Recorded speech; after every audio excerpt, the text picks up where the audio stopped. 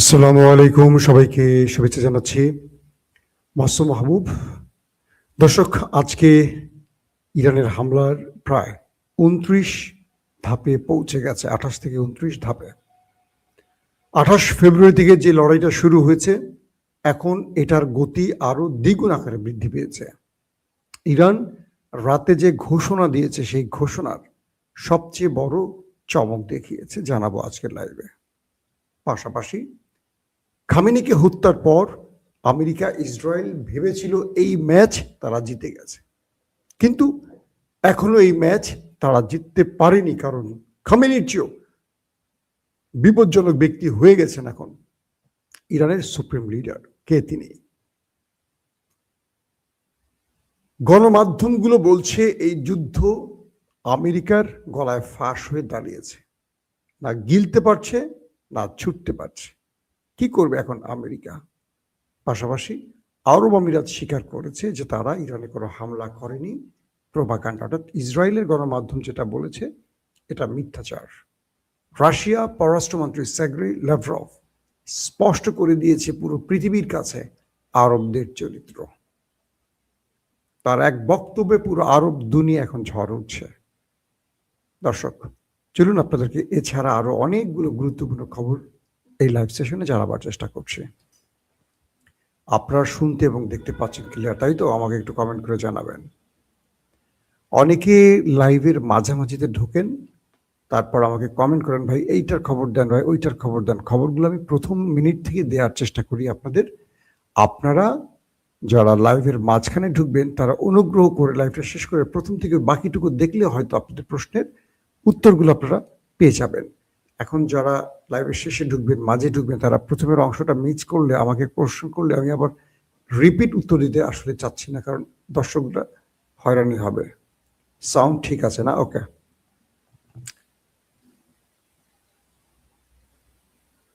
প্রিয় দর্শক, সব ঠিক আছে। প্রথম যে খবরটি দিয়ে শুরু করছি।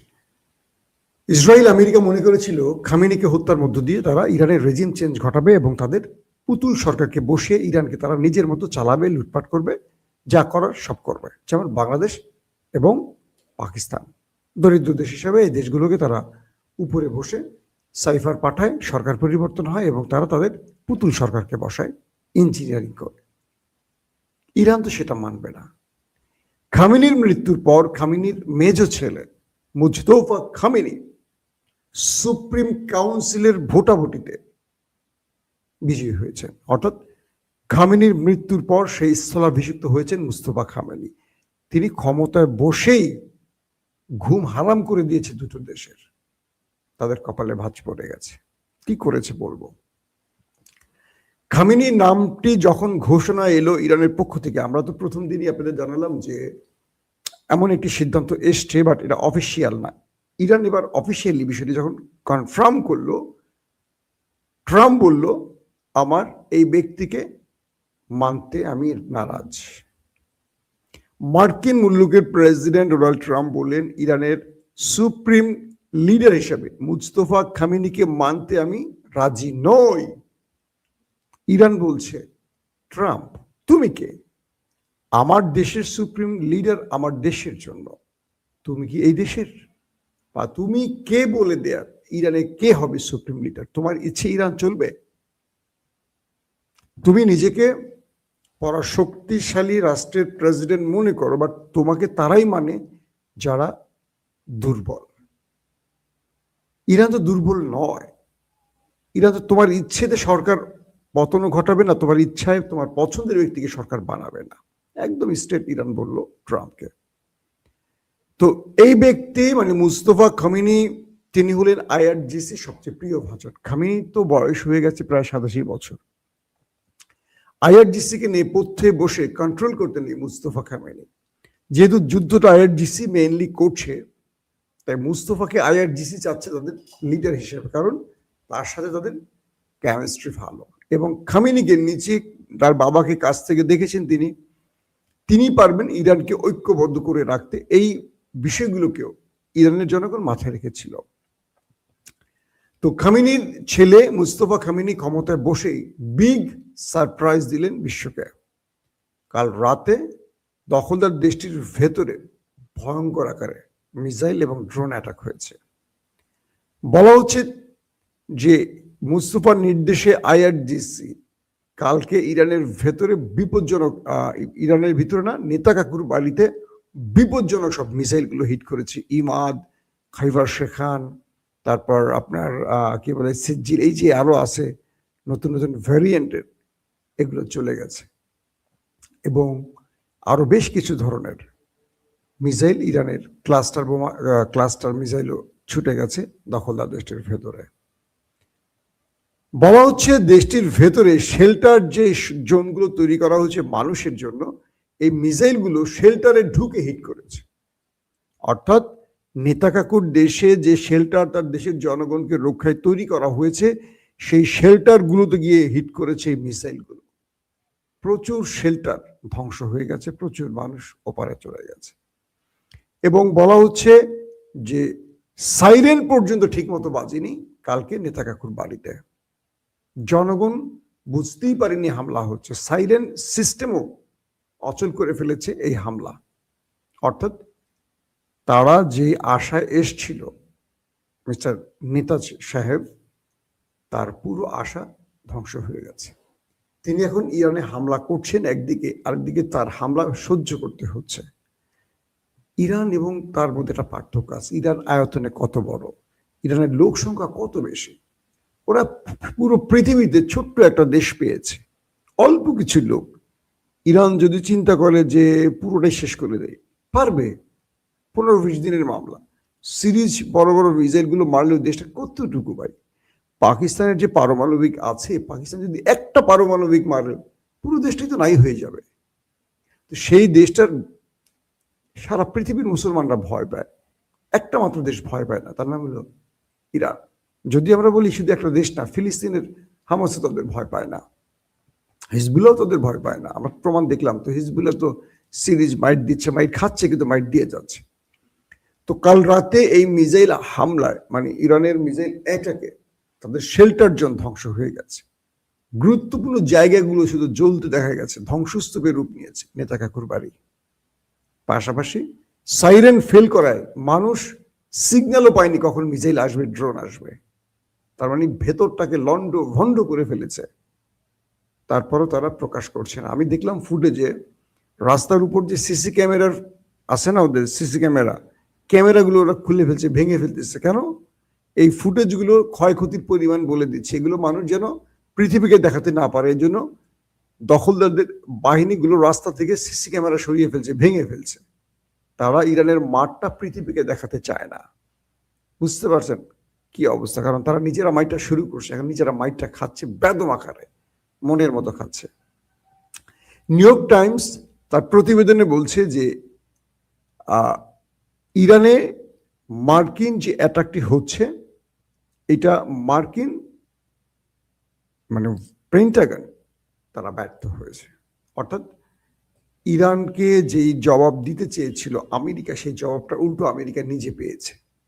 নিউ ইয়র্ক টাইমস বলছে যে আমেরিকা যেই প্রতিশ্রুতি নিয়ে ইরানে হামলা করেছে, আমেরিকা সেই প্রতিশ্রুতি থেকে সরে গেছে এবং তারা বোঝেনি যে ইরান এত শক্ত জবাব দেবে। কিন্তু এবার সেই জবাবের পর তারা বুঝতে পারছে এই হামলাটি তারা, মানে আমেরিকা তার সিদ্ধান্তটি ভুল নিয়েছে। নিউ ইয়র্ক টাইমস আরো বলছে যে আমেরিকার পেন্টাগন বা সামরিক বা জেনারেলরা বারবারই নিষেধ করেছিল ট্রাম্পকে যে যুদ্ধে জড়াবেন না, এখানে 10 থেকে 12% জয়ের সম্ভাবনা আছে মাত্র। এবং এখানে আমেরিকাকে অনেক বড় মাসুল দিতে হবে, সেটি এখন আমেরিকা বুঝতে পারছে। ট্রাম্প তার গোয়ার্তুমি করে আমেরিকাকে খাদের কিনারায় ফেলে দিয়েছে, এটি তারা স্পষ্ট করছে। বারবার ট্রাম্পকে নিষেধ করা হয়েছিল যুদ্ধে না জড়াতে, কিন্তু ট্রাম্প মানে জোর করে তিনি যুদ্ধে এসেছেন, বা নেতানিয়াহুর বুদ্ধিতে তিনি যুদ্ধে এসেছেন, এমনটি বলা হচ্ছে। কাতার নতুন করে স্টেটমেন্ট দিয়েছে, তাদের পররাষ্ট্রমন্ত্রী বলছে যে আমরা ইরানের বিরুদ্ধে লড়াই করব না, আমরা আমাদের মধ্যে আলোচনা করে সমাধান করব। যখন ইসরায়েল চাইছে আরব দুনিয়া এই যুদ্ধে জড়াক, তখন কাতার স্পষ্ট করে বলছে যে না, আমরা ইরানের বিরুদ্ধে যুদ্ধে জড়াবো না, আমরা আমাদের সমাধানটা নিজেরা আলোচনা করে করতে চাই, কোনোভাবেই আমরা আমাদের মানে আরেকটা মুসলিম দেশের সাথে লড়াইতে যাব না। দুর্দান্ত স্টেটমেন্ট দিয়েছে। আবারও আমেরিকা এবং ইসরায়েল হতাশ কাতারের এই বক্তব্যে। কালকে লাইভে আপনাদের বলেছিলাম যে আরব আমিরাত ইরানে হামলা করেছে এমন খবর দিয়েছে নেতা কাকুর গণমাধ্যম, কিন্তু অবশেষে আমি আপনাদের বলেছিলাম যে আরব আমিরাত কোনো স্টেটমেন্ট দেয়নি। আজকে আরব আমিরাত স্টেটমেন্ট দিয়েছে তারা ইরানে কোনো হামলা করেনি। এই তথ্যটি পুরো মিথ্যে।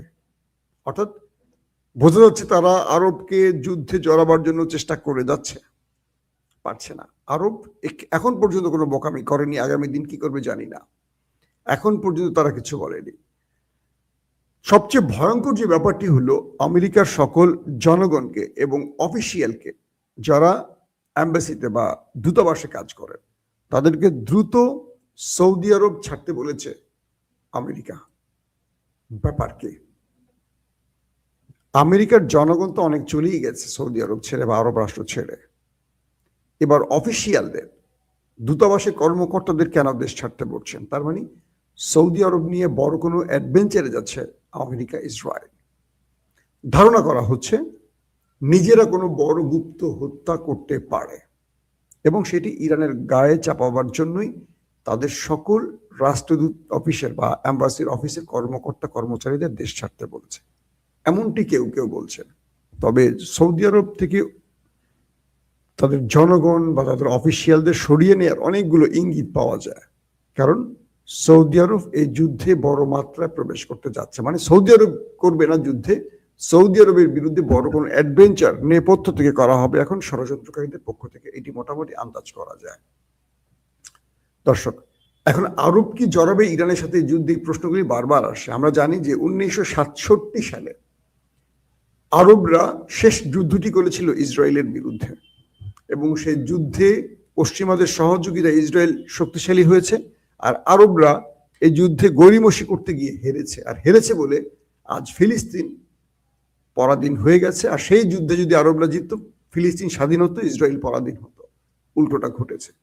এখন প্রশ্ন হলো, সেই আরবরা 1967 পর আবার যুদ্ধে জড়াবে? এই যুদ্ধে জড়িয়ে আরবরা কিছু পাবে না। রাশিয়ান পররাষ্ট্রমন্ত্রী সার্গেই ল্যাভরভ একটা খুব দুর্দান্ত কথা বলেছেন। তিনি বলেছেন, হে আরব, তোমাদের ওয়াইসি কোথায়? ইরানের 200 শিশু মারা গেছে, তোমাদের ওয়াইসি কিছু দেখছে? চোখ খুলছে বা ঘুম থেকে উঠেছে? হে আরব, ইরানের সাধারণ মানুষ মারা যাচ্ছে, স্কুলের শিশুরা মারা যাচ্ছে, হাসপাতাল ধ্বংস হচ্ছে, তোমরা একবার ক্ষোভ তো জানাও নাই। তোমরা চুপ কেন? না তোমাদের ওয়াইসি কথা বলছে, না তোমাদের দেশ কথা বলছে ইরানের হামলা। ইরান কি আগে হামলা করেছে না আগে আক্রান্ত হয়েছে? ইরান যদি আক্রান্ত হয়, তোমরা সাধারণ একটা ক্ষোভ জানাওনি কেন? ল্যাভরভ বলছেন, আরব এই যুদ্ধে তোমরা পরাজিত হয়ে গেছো, কারণ শত্রুরা তোমাদেরকে এই যুদ্ধে টেনে আনবেই। মনে রেখো, এই যুদ্ধে ইরান তো শেষ হবেই, আরব দুনিয়াও শেষ হবে।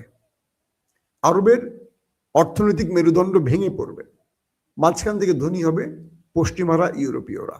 কারণ এই যুদ্ধে তারা জড়াবে এবং তাদের সুবিধার নাম করে তাদের তেল, গ্যাস, সম্পদ, সোনাদানা সব এখন লুট করবে ওরা। তাই করবে। আরব দীর্ঘ কয়েক যুগ ধরে নিজেকে যে স্বয়ং সম্পূর্ণ করেছে, সেই আরব এখন ধ্বংসের পথে যাচ্ছে। ল্যাভরভ বলছেন, তোমরা ইরানের পক্ষে একটি ক্ষোভ প্রকাশ করলে না, কিন্তু আমেরিকা ইসরায়েলের উপর পক্ষে তোমরা পক্ষে সুর তুললে। তোমরা জাতিসংঘে গেলে না, তোমরা জাতিসংঘে আবেদন করেছিলে যে ইরানের হামলা হচ্ছে, ইরান যে তোমাদের পাল্টা জবাব দিচ্ছে, সেটা নিয়ে তোমরা ক্ষোভ জানাচ্ছ। কিন্তু তোমাদের ভূমি ব্যবহার করে ইরানে যে হামলা হয়েছে, তার জন্য কি জাতিসংঘে নালিশ করেছ? করনি। মানে রাশিয়ার এই কথাগুলো যদি আরবের ঘুম ভাঙে তো ভালো। তিনি বলছেন যে ইরানে হামলা নিয়ে কেউ কথা বললেন না, কিন্তু আপনাদের দেশে যখন হামলা পাল্টা হলো তখন আপনারা প্রতিবাদ জানালেন। কেন হলো হামলাটা? কারণ আপনাদের ভূমি ব্যবহার করে শত্রুরা ইরানে হামলা করেছে, এই কথাটা আপনারা বলেন না কেন? প্রশ্ন হলো, আসলে জাতিসংঘ আমরা জানি আমেরিকার ইচ্ছা চলে। ওয়াইসিটা কোথায় আসলে?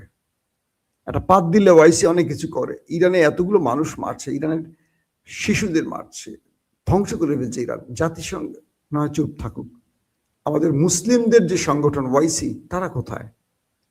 এটাই হলো আমাদের সবচেয়ে বড় পরাজয়ের জায়গা। 54টি মুসলিম দেশ নিয়ে সৌদি আরব যে ইসলামিক সামরিক জোট করেছে, রাহেল শরীফ তার প্রধান ছিলেন, সেটা কোথায়? খেলা চলছে কোন লেভেলে বলেন আপনারাই।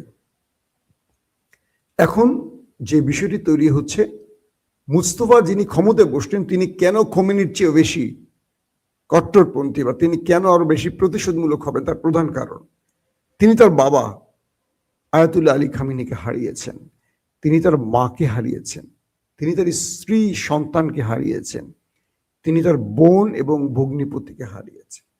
একটা মানুষ তখনই ক্ষমতায় বসছেন যখন তার পুরো পরিবারটা শেষ হয়ে গেছে। তার মানে এই ব্যক্তি যে প্রতিশোধ নেবে এটা ভয়ঙ্কর হবে, এটা অনুমান করা যায়। দর্শক, বিদায় নিচ্ছি এখনকার মতো। আমাদের কাছে আরো অনেকগুলো খবর জমা ছিল আজকে, আমরা এই মুহূর্তে দিতে চাচ্ছি না, আপনাদেরকে বেশি বড় করলে অন্য সময় লোড নিতে হয়। ইফতারের আগে কিংবা পরে আমাদের সেকেন্ড সেশনে বাকি গুরুত্বপূর্ণ খবরগুলো জানাবো, কারণ লড়াইটা এখন চলছে সমান্তরে। আল্লাহ হাফেজ।